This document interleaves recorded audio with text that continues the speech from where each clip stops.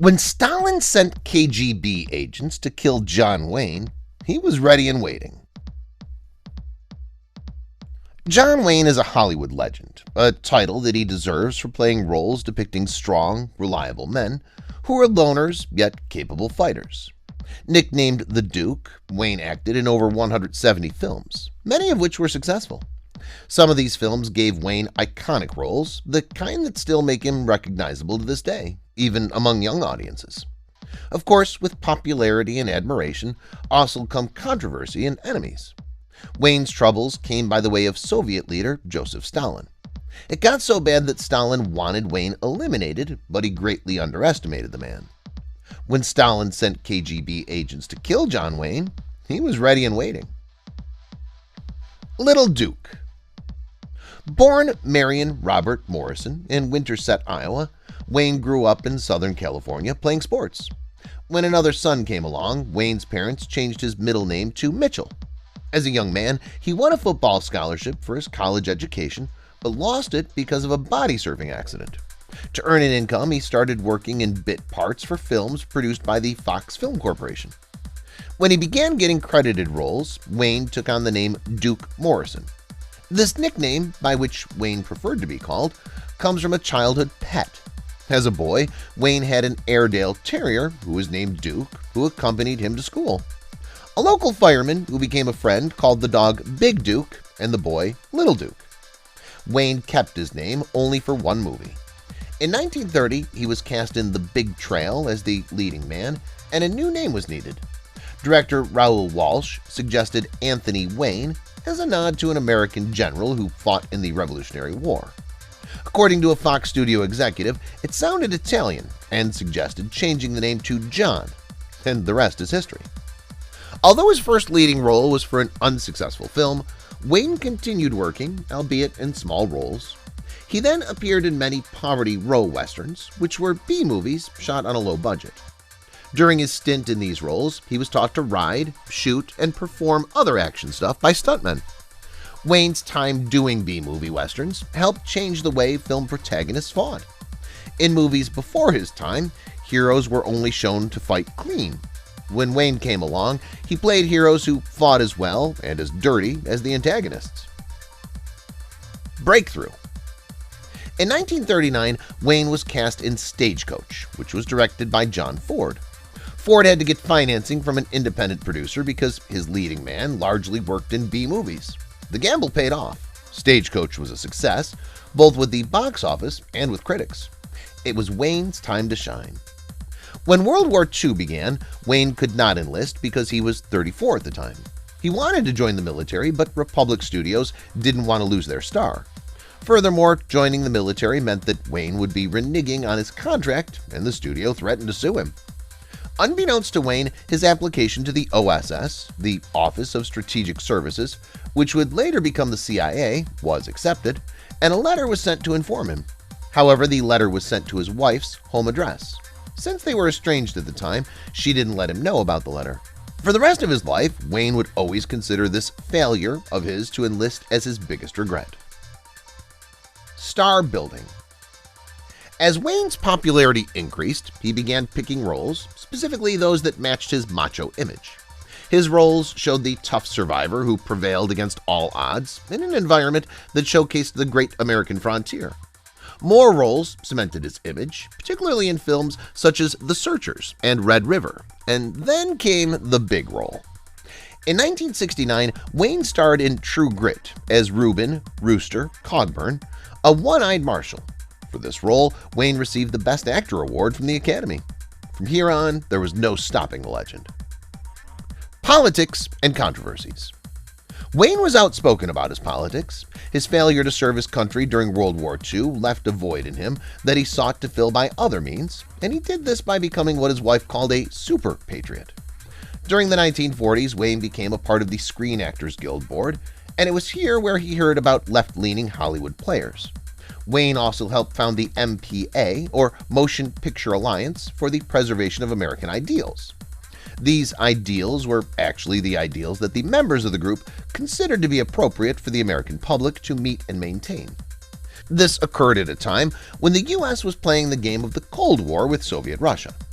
Russia being a communist state, the US government viewed anyone with even a bit of left-leaning tendencies as suspect. This era was called the Red Scare era, with the color red being associated with communists.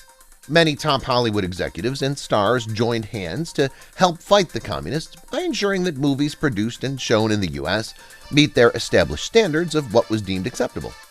Members of the MPA were more than happy to help the FBI identify movies and TV shows that had subversive undertones. Those who opposed this move considered this as red baiting. Another key element in the controversy that surrounded the MPA is that it actively identified anyone in Hollywood who was willing to provide testimony regarding left-leaning activities to the HUAC, or House Un-American Activities Committee. The HUAC was a congressional committee designed to investigate communists who were involved in the entertainment industry. The goal was to promote American values and reject un-American values. From 1949 until 1952, Wayne served as the president of the MPA. Politicking and Hollywood. Studio bosses were unhappy about Wayne's involvement in politics. Some of them even warned him that a controversy would affect his career. However, this never happened, and Wayne's popularity even increased.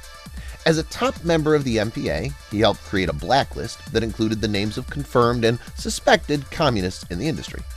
This activity likely helped catch the interest of the Soviets, particularly the attention of Sergei Gerasimov, a Russian film director. Wayne was no stranger to threats to his career and his life, having received them before. When the new threat emerged and he was advised to stop the red baiting, he adamantly refused. He may have underestimated Gerasimov and those who were willing to listen to the Russian director. Unlike some of his like-minded contemporaries, Wayne believed in conciliatory action for confirmed communists, provided they repent. He was one of the Hollywood bigwigs who welcomed Edward Dmytryk back after Dmytryk denounced his left-wing politics. Enter Stalin. According to rumors, Gerasimov informed Stalin about the MPA blacklist and Wayne's anti-communist activities. It was not a good time to be on Stalin's radar. He was an aging head of state, already in his 70s, and his country just barely survived World War II. He was reported to have come out of a health scare, either a heart attack or a stroke, and he was not doing a good job at running the Soviet Union. Instead of worrying about his countrymen, Stalin supposedly spent a lot of time watching movies, many of which were made in the US and in Europe. According to some reports, Stalin loved boxing and detective-type films, but what he adored the most were cowboy movies. His reported favorites were those made by John Ford, a director who worked with Wayne. In all likelihood, he had seen many of Wayne's movies. There were some whispers that Stalin likened himself to some of the characters that Wayne played on film. According to biographer Simon Sebag Montefiore, Stalin may have seen himself as the real-life embodiment of the Duke's most beloved character, the lone cowboy who has come to fulfill a mission. In his mind, Stalin may have had a blurred vision of reality and couldn't tell the difference between real life and the events on screen. Learning about Wayne's anti-communist sentiments must have unsettled him. As a first step to teach the Duke a lesson, Stalin supposedly told Gerasimov to join a peace conference in the US, mainly to observe Wayne. When Gerasimov returned to the USSR, he had plenty of things to report. Apparently, some of this new information made Stalin angry enough to have the Duke taken out, and the best way to do it was to have KGB hitmen do the deed. The Duke's solution. It was difficult to hide secrets during the Cold War, so it was not a surprise that U.S. authorities learned about the plot. Government agents decided to warn Wayne and offer him protection. True to character, Wayne refused the offer and declared that he will not hide from the threat. According to reports, the KGB hitmen managed to infiltrate Wayne's circle. After learning that the Duke would sometimes stay in an office within the Warner Brothers lot, the hitmen dressed up as FBI agents to get through security. They finally found Wayne and moved in to take him out, but before they could complete their assignment, federal agents in plainclothes swooped in to disarm and arrest them. The hitmen were taken to a different location and were scared straight. So straight that they decided to defect instead of going back to Russia and face Stalin. More threats. After this attempt, Wayne was strongly advised to have protection. Again, he refused because of how it would affect his family. He finally compromised by moving to a house with better security and a higher fence. But Wayne continued to work, and this still exposed him to an ever-present danger. Fortunately, the subsequent attempts on him were foiled. It would be easy to say that perhaps the hit order on Wayne was just a rumor. Unfortunately, the rumor was confirmed to be true by none other than Nikita Khrushchev, Stalin's successor. In 1959, Khrushchev visited the US and met Wayne, whom he promptly informed that the plot against his life was real. The Soviet leader then informed him that he had rescinded the order and that Wayne was no longer in danger, at least from the side of the Soviets. Unfortunately, he also informed Wayne that there may still be some threat coming from the Chinese. China's leader at the time was Mao Zedong, and he was a friend to Stalin. In 1966, when Wayne was in Vietnam visiting a village, a sniper took a few shots at him, but missed. The sniper was caught by US forces, who discovered that he was Chinese. Apparently, he attempted to kill Wayne on Mao's orders. End and legacy. Wayne developed stomach cancer and tried to delay the effects of the disease by enrolling himself in a cancer vaccine study. 2 months after making his last public appearance at the Oscars in 1979, he died from complications of the disease. He was interred at the Pacific View Memorial Park Cemetery in Newport Beach. Wayne was known to be an outspoken man's man and a proud conservative Republican. In recent years, views he expressed while alive resurfaced, particularly the interview he gave that appeared in a 1971 Playboy article. When it was posted on Twitter, it put the Duke's reputation and legacy into question. Wayne's views on homosexuality and race left much to be desired. He also attacked films that he felt didn't express the American ideal, specifically Midnight Cowboy and Easy Rider. In the interview, Wayne was unapologetic, declaring that he believed in white supremacy and did not support placing black Americans in position of authority and leadership, referring to them as irresponsible people. He also said that while he didn't condone slavery, he didn't feel any guilt about it, stating that it was a fact of life. Wayne was also dismissive about the status of Native Americans, stating that there were people who needed land, but the Native Americans were selfishly keeping it for themselves. The backlash on Wayne's declarations was swift.